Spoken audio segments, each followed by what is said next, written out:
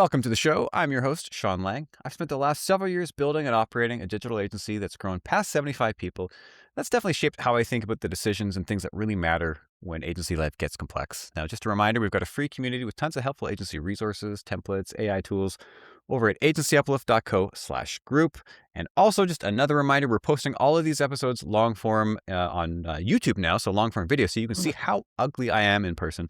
That's over at, you search on YouTube, Agency Uplift Podcast, and you'll find all of our episodes there, including this one that we're filming right now. Today, I'm joined by Rebecca Gonzalez, CEO of Orange Marketing. Now, Orange Marketing helps B2Bs and nonprofits succeed with HubSpot by offering implementation, optimization, and operational support across all hubs, which is sales, marketing, service, and content. Rebecca, it's so great to have you on.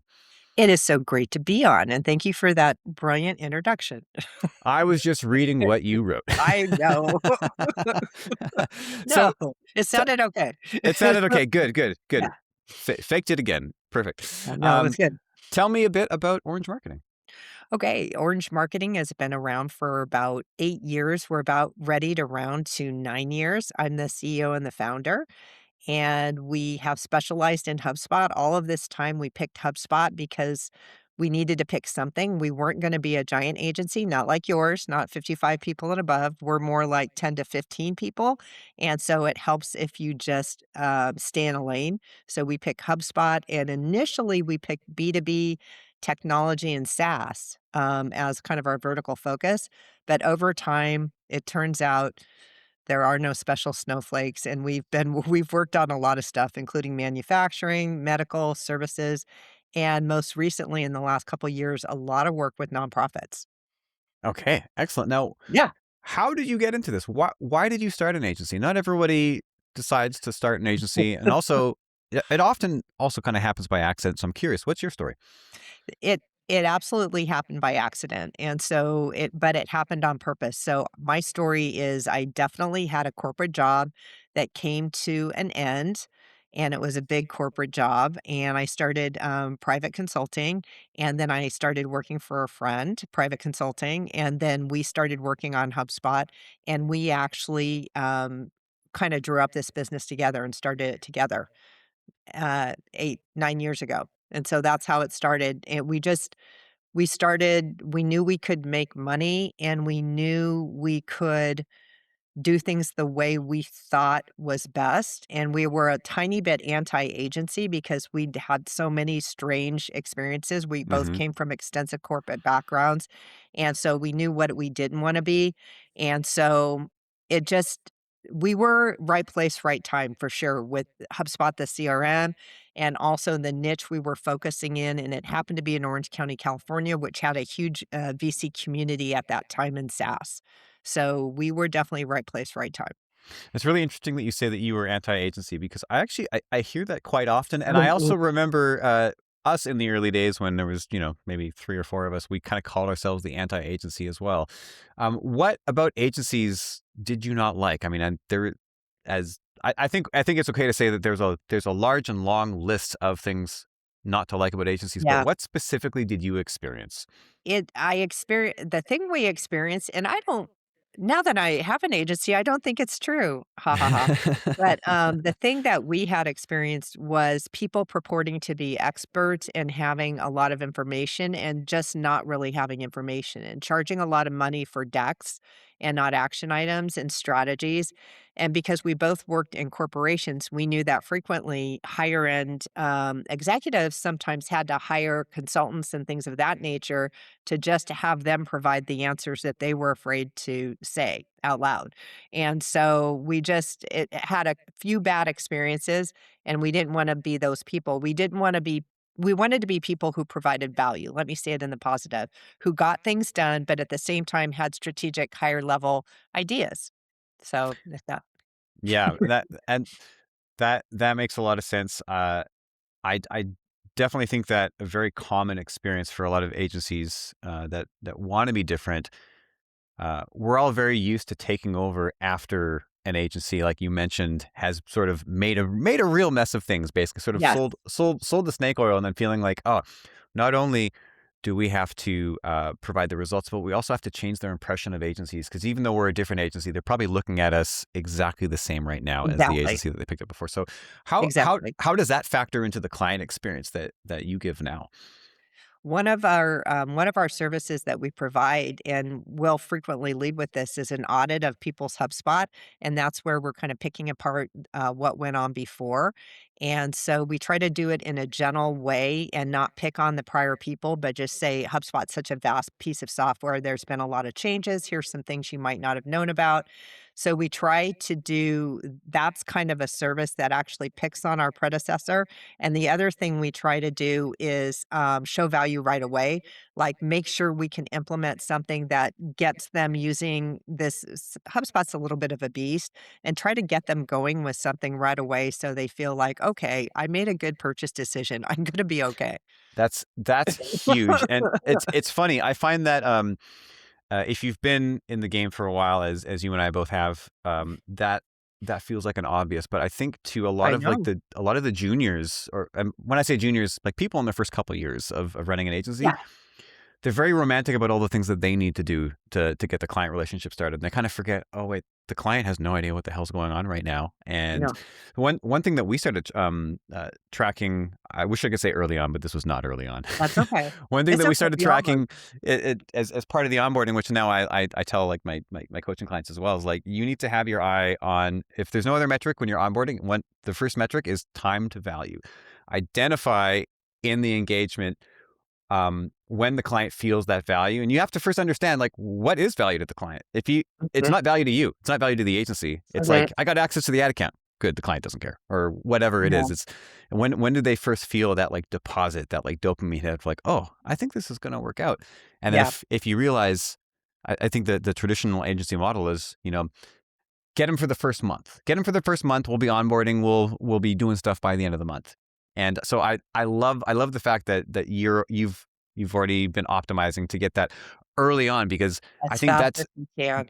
that's how you reset that sort of like we'll call it Mhm, agency trauma where they're like I hired yeah, an agency and I'm not sure what they did for me. That's such a classic thing that I hear. yeah, So if you can come in and be like, good news, we did this and this, and like, oh yeah. this is a completely new experience. So that's fantastic. If we can do a quick audit report and we have a process of how we do that, and if we can do it kind of quick, and then I'll sometimes do it over the weekend for people, and then we can give them the results in the very next meeting where we're like, okay, we have a prioritized list beyond what we talked about things we're going to work on. And they love that. They feel so seen and they feel so comfortable and comforted, like, okay, they know what to do. So that's something we try to do to just give back as quickly as possible. I love that. I love that. So critical, so important, and not always obvious until you've had some tough learnings. So, um, you started this almost 9 years ago now. When did you first start hiring? Because it's very easy to sort of like put up a shingle and be like, "We're an agency," but then you start building a team, and that's when it really starts to feel like an agency. I just had a chance to reflect on that. I was looking back through our team. We use a combination of W-2s and 1099s. And like I said, there's a core group of about 10 to 10 to 14 people, somewhere in there. Over half of that group has been with us the whole time. Wow. So I think initially we started basically in the 7th or 6th year, we started getting work right away and we started reaching out to our whole network of people, people we knew that were doing sort of the same thing. And we started bringing them in, teaching them HubSpot and getting them on board. So initially, we found people who could work in HubSpot and be more like marketing consultants right away. Then we got into hardcore paid and also revenue operations, like really hardcore people. And we've struggled to find project management the way I've experienced it in other companies. I've run large groups where we've had project managers. And we just recently, within the last 3 months, hired a classic marketing project manager. And everybody's ah, like we have never really had that. And so I've been, that's one of my innate skills. And it was to the point where I'm really selling now. I cannot manage these projects. I have to sell them and turn them over. And so I had to find somebody who could replace what I can do. So that was a later hire, which is sad, but that's what happened. I mean, sometimes that's just the way it goes. Yeah. We They're had doers before that layer of project management. doers. Yeah, I mean doers. I mean, that those should kinda be your first hires anyways, Yeah, is people who are gonna take the ball and they're gonna run with it. You don't want people who are just gonna add more question marks. You want people yeah, who are actually gonna move it yeah. forward. Um, uh, a lot of agency owners, especially early on when they're kind of first diving into hiring, wonder if they need a project manager, and often wonder even what a project manager does, and I think that it kinda changes agency to agency, but to Mhm. you, what does a project manager look like? Well, I had the benefit of running a large, like, kind of like a web dev shop at a pharma company, so I knew exactly what they did, and I knew how they coordinated between the customers and between dev and between the doers, and I knew that they kept things moving really, really quick, and it is they're I think the real ones are just not cheap, and, they didn't want necessarily fractional jobs with a crazy little agency, and Mhm. so it took me a while to be stable enough to, find that perfect skill set, and so I don't know if I exactly answered your question. So what is the perfect project manager to you? Oh, that's easy. The perfect project manager is, watching he or she, many times a she, has a I'll just state it, has a project plan with detailed class, tasks. We work in ClickUp, and we use, like Fathom, speaking of tool sets for meeting notes and AI and all of that, and she's immediately going into, the project and updating it after the meeting, creating tasks and assigning tasks, making sure we'll use Slack to make sure people know they have tasks because not all of our team is proficient with ClickUp for whatever reason, even though we've used it the whole time. And, she's also letting the whole team, including the client, know what the action items are, and she's setting an agenda before the meeting starts, the weekly meetings. She's setting an agenda, and she's running the meeting and repeating the cycle, and attending most off extra meetings so that she knows what's going on and she knows when we're slipping. Like, the gal that's been here for the last 3 months, we're running a really large project that's running with a Gantt chart and ClickUp, and so, we're updating that and making sure it's all current. The client had many years in the Air Force, and so he wants it this way, and we Oh, are he's doing got yeah, he's oh, man. mhm. And so, she is just a godsend. And so that's what I think of as project management. I mean, I don't know. What do you think, Sean, honestly? You know what's funny I've had project managers, but what it always kind of always turns back into we everyone calls something different, right? So it's neither here nor there, but we would always call that role an account strategist. Basically, the person Okay. who's they're the air traffic controller of the accounts that they manage. It's definitely Um, air traffic control. And yeah, and what was it's you that you kind called of in the good old days? what's that? There was a name for this role way back when, but I can't remember what it was. Yeah, I think at this point, It was called traffic. what is it called? Traffic. It was called traffic, and I'm going way back. I mean, it makes sense. It makes sense. I mean, you're kind of keeping the trains on time, keeping the airplanes in the sky, et cetera, et Mhm. cetera. So, um, okay.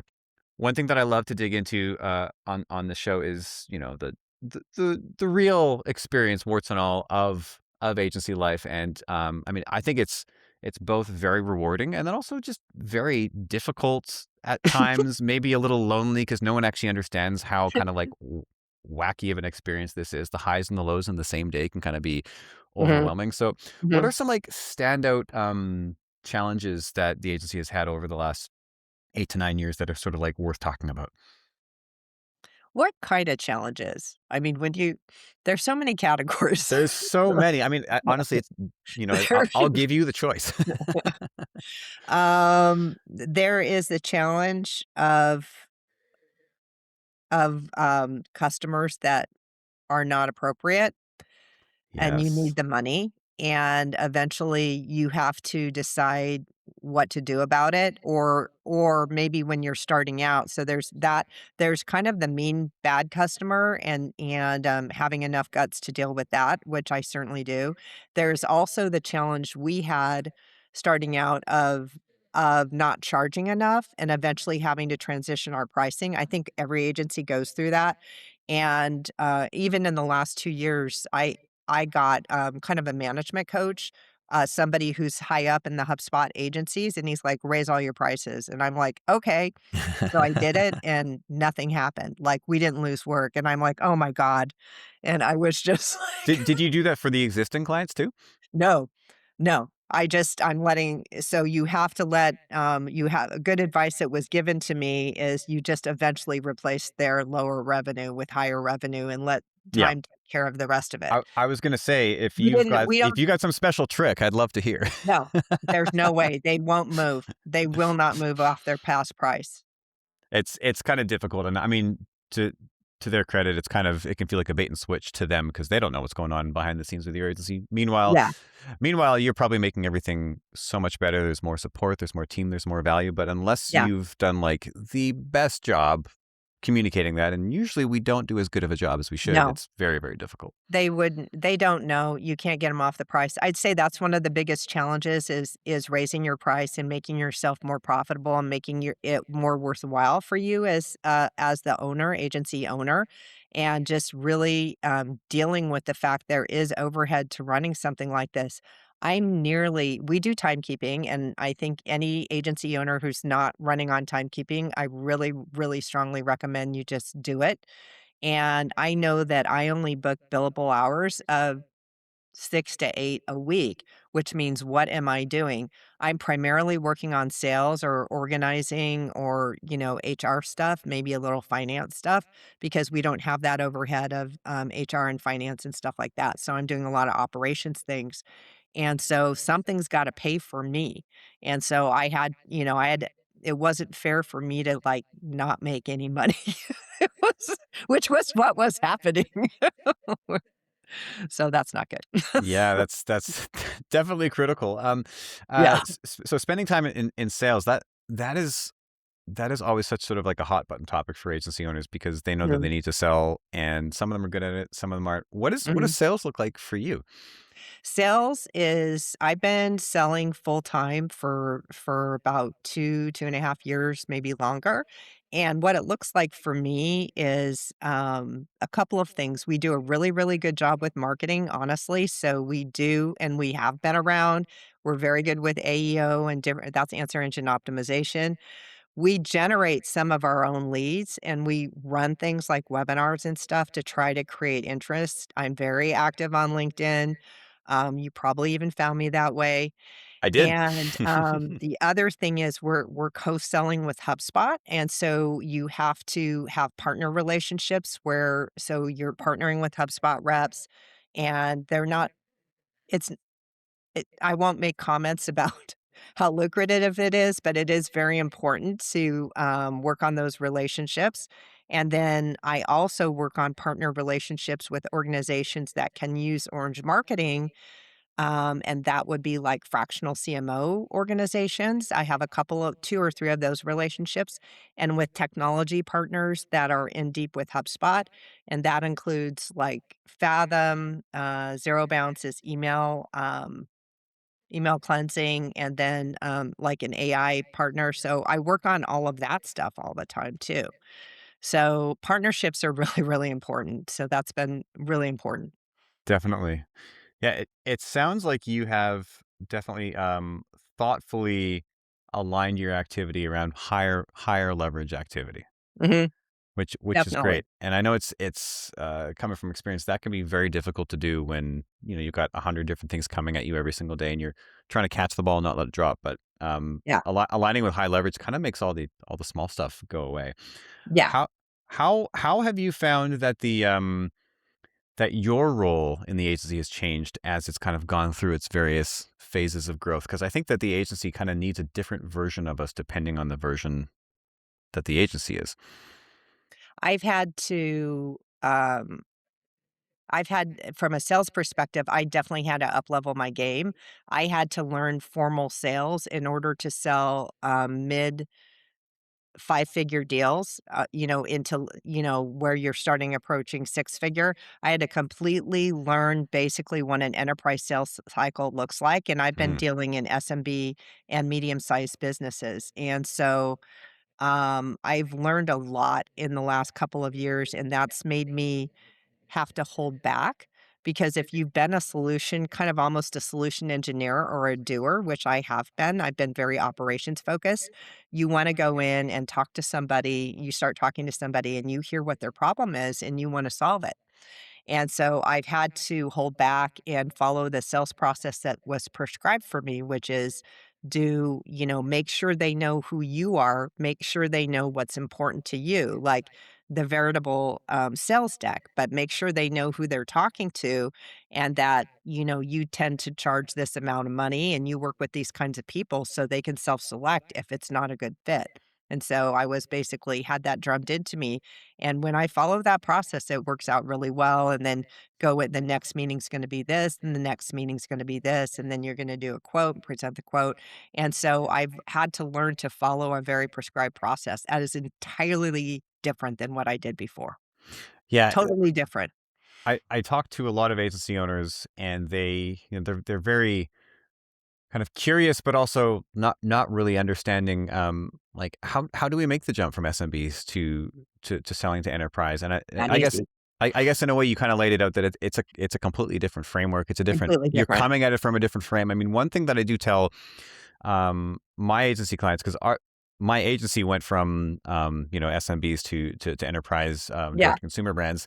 And one thing I said is you're not just selling the results. Like, you need to get your head out of like scrappy results. Often you're actually selling safety first, results second, because they have Very, this like very true. multi-billion-dollar organization, and you could actually the risk that you present is actually much greater than the upside, and you could potentially cause some sort of catastrophic failure if you represent them 100%. in the wrong way. So you first have to present as like safe, which means that this whole idea of like we're young and we're scrappy and we do things different, it might not actually align with the core market that you're trying to get into, and so you have to kind of take that into consideration. It does not align, our experience and our repetition aligns now that we can say we've done and I need to find out the exact number, it's somewhere between 200 and 300 HubSpot implementations for different companies.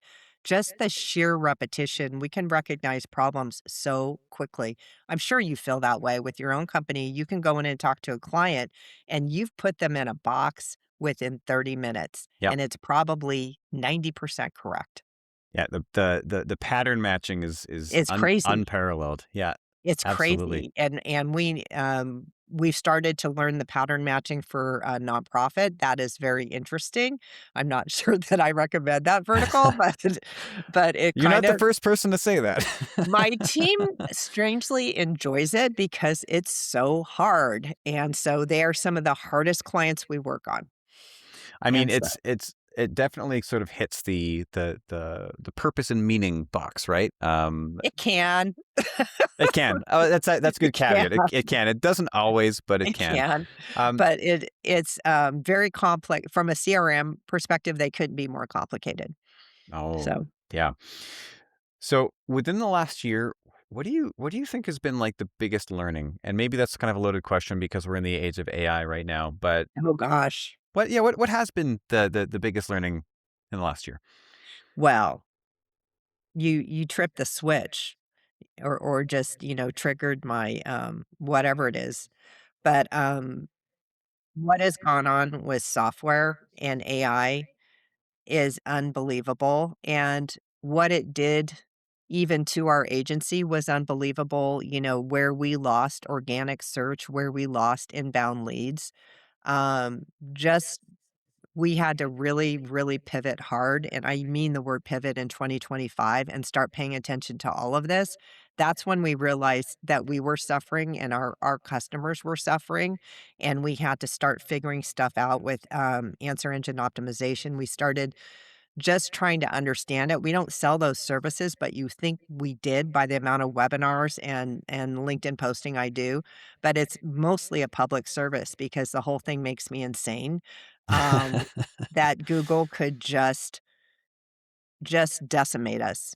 And and it just makes me mad that all of a sudden Gemini is eating our lunch and everyone's ChatGPTing and all that stuff. So that is an obvious thing we've been having to adjust to. What I personally had to adjust to is tools, and it's really hard to stay on top of things. And all of a sudden have my peers tell me, Gamma's how you should be doing presentations. Nope, it's not Gamma. It is Claude Design. That is how you should be doing presentations. And I would like to go a month without trying a new tool. It is really hard on me because I'm not, the technology girl who's playing and stuff and just exploring. That is not me. I'm trying to get a job done. And so when Yeah. I completely pivoted, we're in Avoma for meetings. Now we're in Fathom. And I looked up all the subscriptions recently. I mean, it wasn't that long ago. We can't stand Zoom webinar now. And so now and I said it out loud to your podcast audience. And so now we're in Contrast, getcontrast.io, which is really good. And we had to do it because the older tools were not holding up. Hmm. And so that is nuts, is the tool pivots, for an industry that nothing really changed for a long time, and now everything changes every 3 months. It is wild. It is wild, and I do think that there's definitely some risk there because No kidding. every time you switch a tool, you're creating operational drag, and they're like, now everyone, you got to learn how to do this, and you got to sign in, and this is how we use it, and you need to make I sure that I there's at try least someone not else on to. your team that understands it, and I it's try not to. I try to drag my feet. I won't say that ClickUp is the best project management system I've ever seen in my life, but that's what we started using 8 years ago, and I'm just not gonna switch it. I just don't wanna bother. That's not something I care about. I know there are other things that maybe are better, but I just can't put people through that. yeah, yeah, no, it makes perfect sense, and honestly, from what I hear from most people, ClickUp might be the best. I mean, I don't even know. Like, if when you're really mad at it, it's not the best.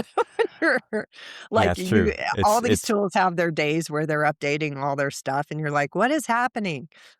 my thing is when they move a button that I use all the time, and Yes, then for the next HubSpot week, does I that. just keep searching for the button and just Yeah, cursing my existence, but, yeah, yeah. um So this is no surprise to anyone who listens to your podcast that keeping up with the tools and what has gone on from an agency perspective, people make fun of AI and, "Oh, it isn't showing the payoff," and corporate America and Uber's rolling back all their AI stuff. If you work in an agency, you're thanking God every day for an Oh, AI. yeah. Oh, You're yeah. like, "Thank you, Claude. Thank you, Claude."